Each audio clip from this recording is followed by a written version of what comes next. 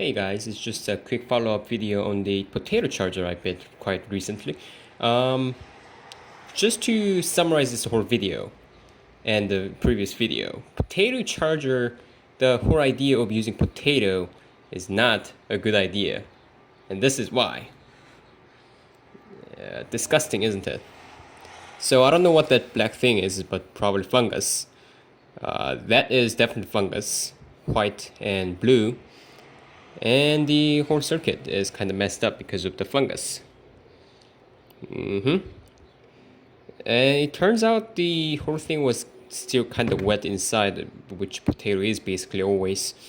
So it's going to take some time cleaning these debris off, and hopefully we'll be able to use it again in proper plastic or aluminum casing that is not potato. So yeah, don't use potato. Don't make potato charger. Potatoes are not good for these kind of stuff like housing. Unless of course you use some special preservatives or coat it with some special stuff. Ooh, that's so disgusting.